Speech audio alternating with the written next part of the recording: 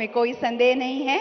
देवी और सज्जनों, राष्ट्र की उन्नति के लिए दिन रात एक करने वाले, देश की छवि अंतर्राष्ट्रीय स्तर पर उजागर करने वाले विकास पुरुष भारत के प्रधानमंत्री माननीय श्री नरेंद्र मोदी जी से मैं आग्रह करती हूं कि आज के इस अत्यंत आनंद के अवसर पर अपने बहुमूल्य विचारों की सौगात से हमें उपकृत करें।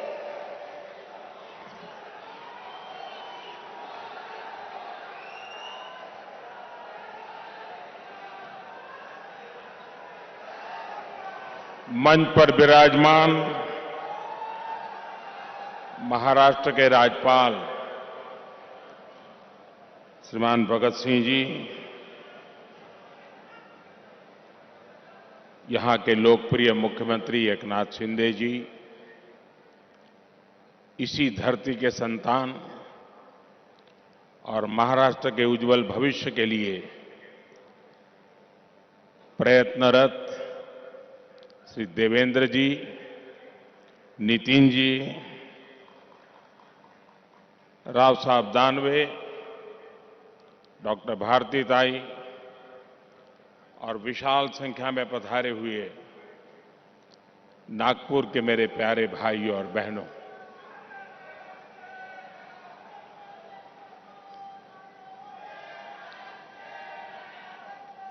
आज संकष्टी चतुर्थी आहे।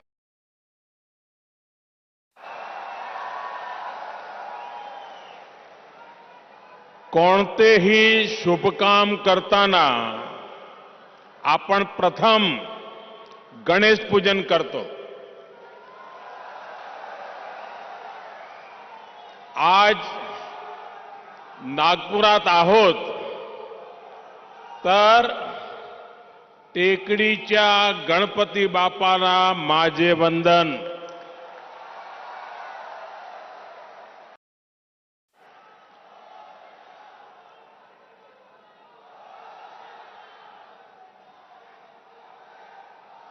ग्यारह दिसंबर का आज का दिवस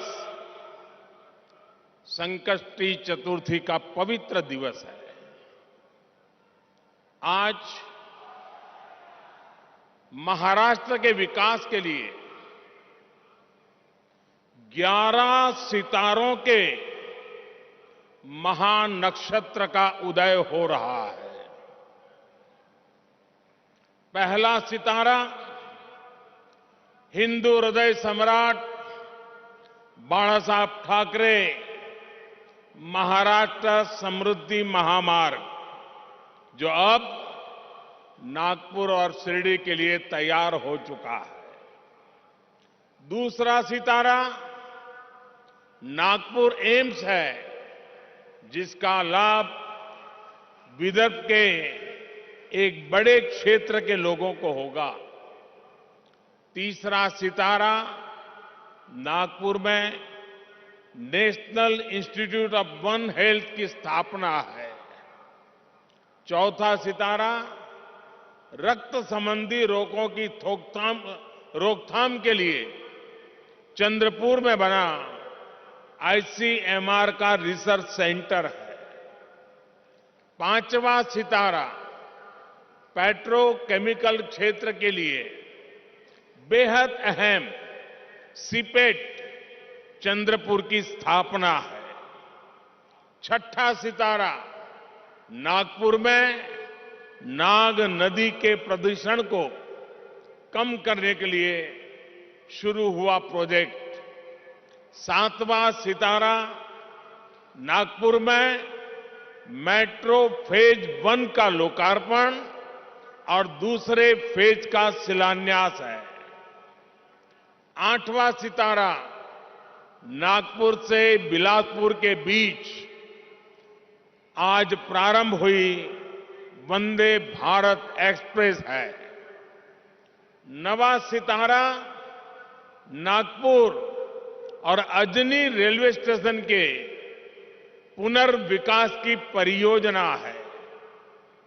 10वां सितारा अजनी में 12,000 हॉर्स पावर के रेल इंजन के मेंटेनेंस डिपो का लोकार्पण है।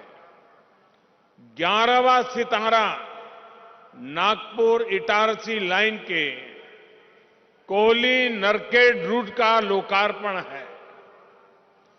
11 सितारों का यह महानक्षत्र महाराष्ट्र के विकास को नई दिशा देगा, नई ऊर्जा देगा। आजादी के 75 साल के अमृत महोत्सव में 75,000 करोड़ रुपए के इन विकास कार्यों के लिए महाराष्ट्र को, महाराष्ट्र की जनता को बहुत बहुत बधाई।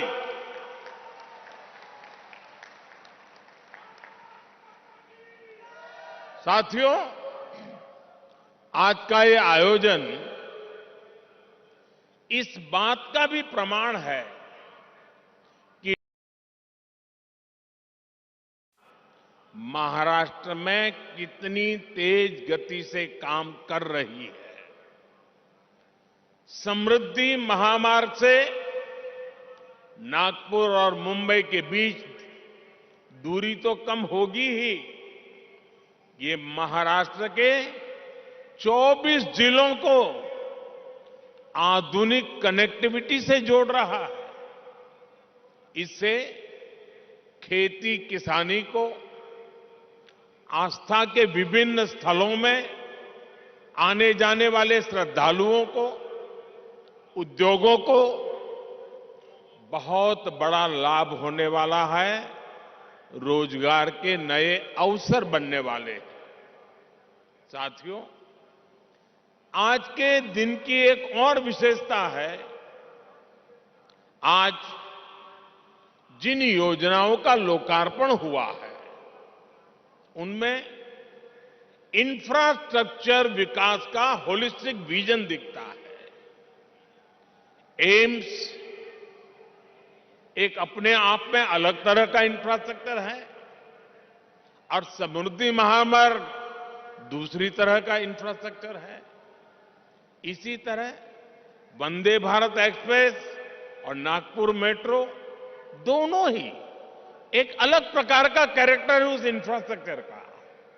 लेकिन ये सब एक बुके में, एक गुलदस्ते में अलग अलग फूलों की तरह, जिससे निकलकर विकास की खुशबू जन जन तक पहुंचेगी। विकास के इस गुलदस्ते में बीते 8 वर्षों की मेहनत से तैयार विशाल बगीचे का प्रतिबिंब भी है। चाहे बात सामान्य मानवी के लिए हेल्थ केयर की हो या फिर वेल्थ क्रिएशन की हो, चाहे बात किसान को सशक्त करने की हो या जल संरक्षण की हो, आज पहली बार देश में ऐसी सरकार है जिसने इंफ्रास्ट्रक्चर को एक मानवीय स्वरूप दिया है। इंफ्रास्ट्रक्चर का एक ऐसा ह्यूमन टच जो आज हर स्पर्श कर रहा है। हर गरीब को 5 लाख रुपए तक का मुफ्त इलाज देने वाली आयुष्मान भारत योजना हमारे सोशल इंफ्रा का उदाहरण है। काशी, केदारनाथ, उज्जैन से लेकर पंढरपुर तक हमारे आस्था स्थलों का विकास हमारे कल्चरल इंफ्रा का उदाहरण है। 45 करोड़ से ज्यादा गरीबों को सिस्टम से जोड़ने वाली जनधन योजना हमारे फाइनेंशियल इंफ्रास्ट्रक्चर का उदाहरण है। नागपुर एम्स जैसे आधुनिक अस्पताल खोलने का अभियान हर जिले में मेडिकल कॉलेज खोलने का अभियान हमारे मेडिकल इंफ्रास्ट्रक्चर का उदाहरण है। और इन सब में जो बात कॉमन है वो है मानवीय संवेदनाओं का तत्व, ह्यूमन टच, संवेदनशीलता। इंफ्रास्ट्रक्चर को हम सिर्फ निर्जीव सड़कों और फ्लाईओवर तक नहीं समेट सकते। इसका विस्तार कहीं ज्यादा बड़ा है। और साथियों, जब इंफ्रास्ट्रक्चर के काम में संवेदना नहीं होती, उसका मानवीय स्वरूप नहीं होता, सिर्फ ईंट, पत्थर, सीमेंट, चूना, लोहा दिखता है, तब उसका नुकसान देश की जनता को उठाना पड़ता है, सामान्य मानवी को उठाना पड़ता है। मैं आपको गोसीखुर्द डैम का उदाहरण देना चाहता हूं। 30-35 साल पहले इस डैम की नींव रखी गई थी और उस समय उसका अनुमानित खर्च 400 करोड़ रुपए के आसपास था।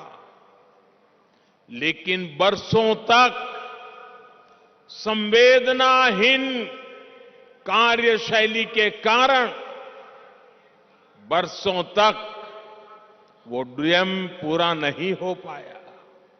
अब डैम का अनुमानित खर्च 400 करोड़ से बढ़कर के 18,000 करोड़ रुपए हो गया। 2017 में डबल इंजन की सरकार बनने के बाद इस डैम का काम तेज हुआ है। हर समस्या को सुलझाया गया है। मुझे संतोष है कि इस वर्ष ये डैम पूरा भर पाया है। आप कल्पना कर सकते हैं, इसके लिए 3 दशक से ज्यादा लगे, तब जाकर इसका लाभ गांव को, किसान को मिलने लगा। भाइयों और बहनों, आजादी के अमृत काल में देश विकसित भारत के विराट संकल्प के साथ आगे बढ़ रहा है। विकसित भारत के निर्माण का रास्ता है भारत की सामूहिक ताकत। विकसित भारत के निर्माण का मंत्र है राष्ट्र के विकास के लिए राज्य का विकास। बीते दशकों कि जब हम विकास को सीमित रखते हैं तो अवसर भी सीमित हो ही जाते हैं।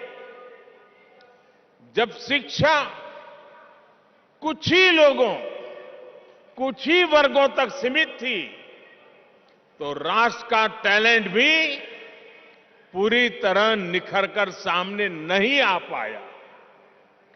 जब बैंकों तक कुछ लोगों की पहुंच थी, तो व्यापार कारोबार भी सीमित ही रहा। जब बेहतर कनेक्टिविटी केवल कुछ शहरों तक सीमित थी, तो ग्रोथ भी उसी दायरे तक सीमित रही। यानी विकास का पूरा लाभ ना तो देश की बड़ी आबादी को मिल पा रहा था और ना ही भारत की असली ताकत उभर कर सामने आ पा रही थी। बीते 8 वर्षों में हमने ये सोच और अप्रोच दोनों बदली है। हम सबका साथ, सबका विश्वास, सबका विकास और सबका प्रयास, इस पर बल दे रहे हैं। और जब मैं सबका प्रयास कहता हूं तो इसमें हर देशवासी शामिल है और देश का हर राज्य शामिल है। छोटा बड़ा जो भी हो, सबका सामर्थ्य बढ़ेगा तब जाकर भारत विकसित बनेगा।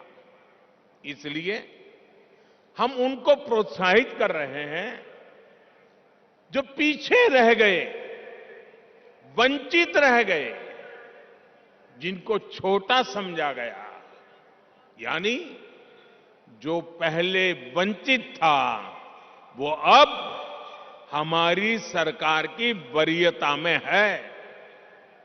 इसलिए आज छोटे किसानों के लिए वरीयता के आधार पर काम किया जा रहा है। पीएम किसान सम्मान निधि का बड़ा लाभ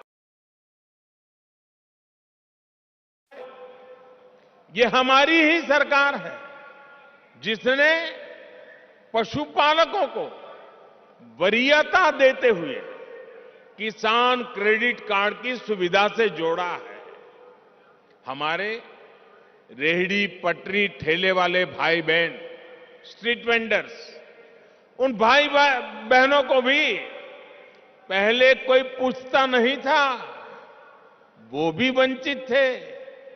आज ऐसे लाखों साथियों को भी वरीयता देते हुए बैंक से आसान ऋण मिल रहा है। साथियों, वंचित को वरीयता, वंचित को वरीयता, इसका एक और उदाहरण हमारे आकांक्षी जिलों का भी है। देश में 100 से अधिक जिले ऐसे हैं जो आजादी के इतने दशकों बाद भी विकास के अनेक पैमानों पर बहुत पीछे थे। इनमें से ज्यादातर आदिवासी क्षेत्र थे, हिंसा से प्रभावित क्षेत्र थे। इनमें मराठवाड़ और विदर्भ के भी अनेक जिले शामिल हैं। बीते 8 वर्षों से हम देश के ऐसे ही वंचित क्षेत्रों को तेज विकास की ऊर्जा का नया केंद्र बनाने पर बल दे रहे हैं। आज जिन प्रोजेक्ट्स का लोकार्पण और शिलान्यास हुआ है, वे भी इसी सोच और अप्रोच का प्रकट रूप है।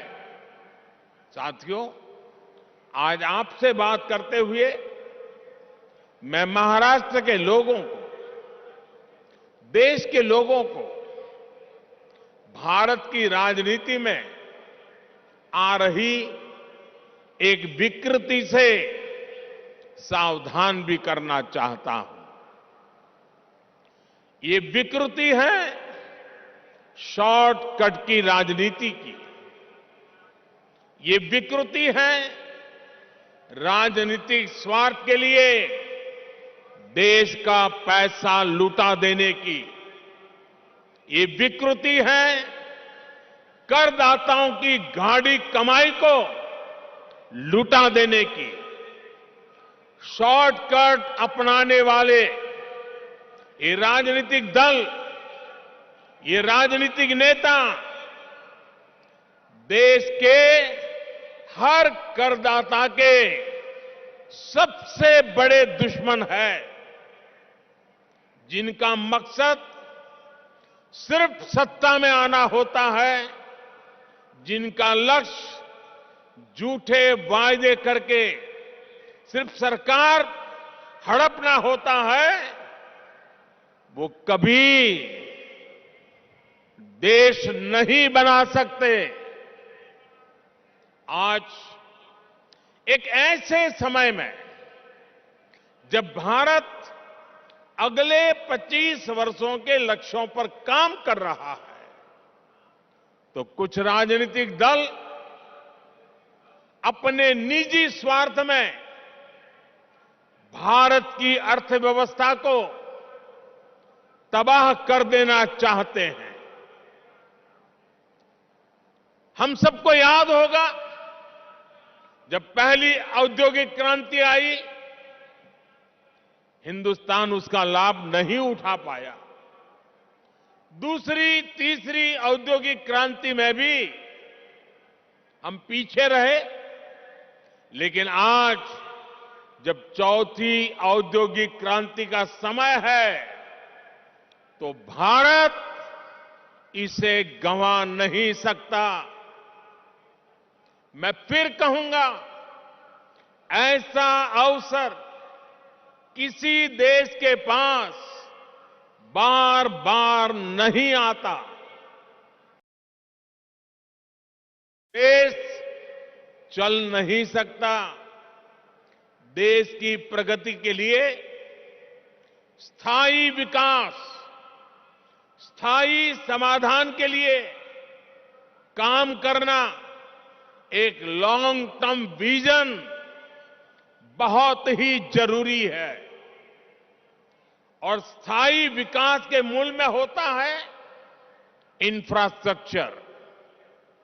एक समय दक्षिण कोरिया, साउथ कोरिया भी गरीब देश था, लेकिन इंफ्रास्ट्रक्चर के माध्यम से उस देश ने अपना भाग्य बदल दिया।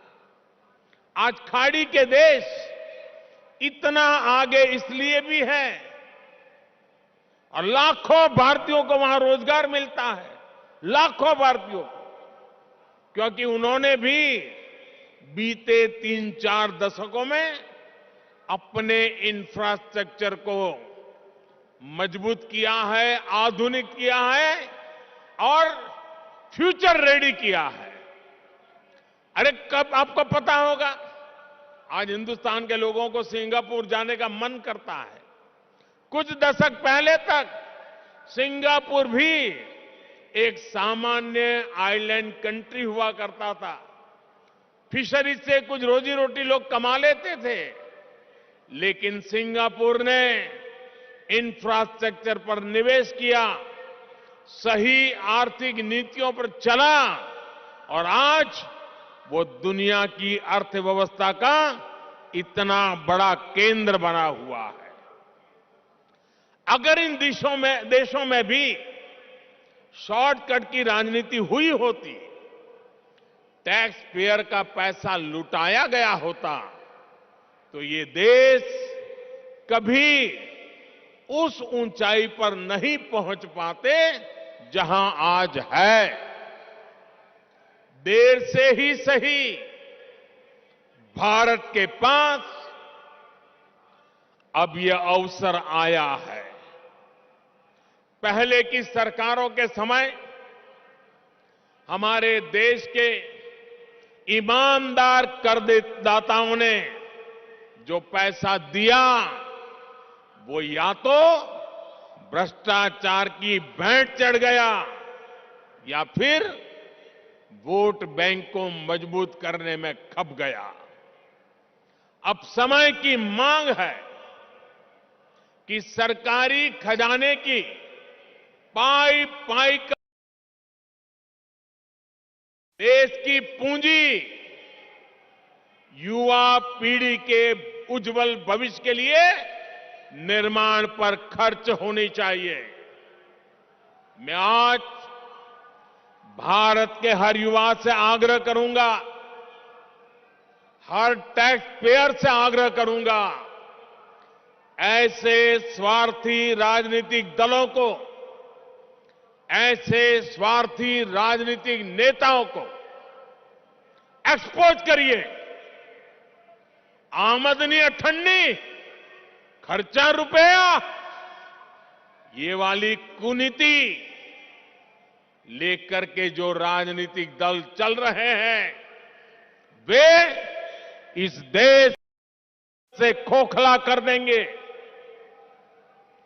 दुनिया के कई देशों में हमने आमदनी अठन्नी, खर्चा रुपया, ये ऐसी कुनीति की वजह से पूरी अर्थव्यवस्था को तबाह होते देखा है। हमें मिलकर भारत को ऐसी कुनीति से बचाना है। हमें याद रखना है, एक और आमदनी अठन्नी खर्चा रुपया, ये वाली दिशाहीन कुनीति और सिर्फ स्वार्थ है। वहीं दूसरी ओर देश हित और समर्पण भाव है। स्थायी विकास, स्थायी समाधान का प्रयास है। आज भारत के युवाओं के पास जो अवसर आया है, वो हम ऐसे ही जाने नहीं दे सकते।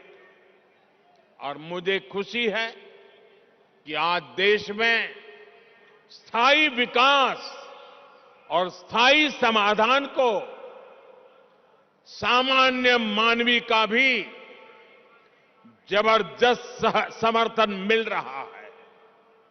अभी पिछले सप्ताह गुजरात में जो चुनाव के नतीजे आए हैं, वो स्थायी विकास और स्थायी समाधान की आर्थिक नीति, विकास की रणनीति का परिणाम है।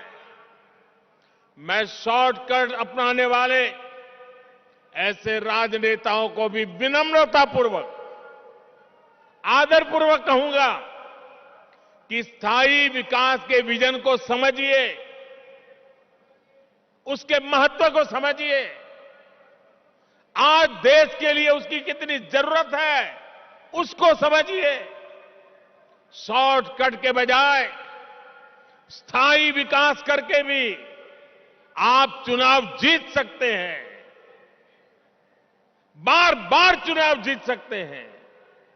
ऐसे दलों को मैं कहना चाहता हूं, आपको डरने की जरूरत नहीं है।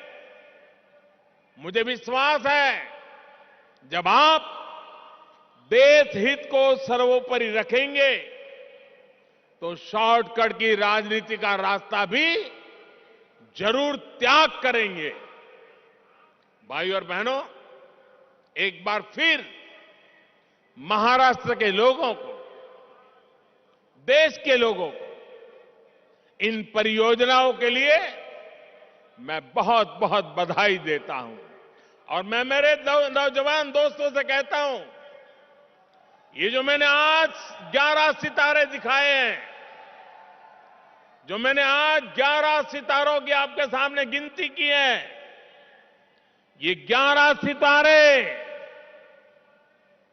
आपका भविष्य गढ़ने वाले हैं, आपके लिए अवसरों को जन्म देने वाले हैं।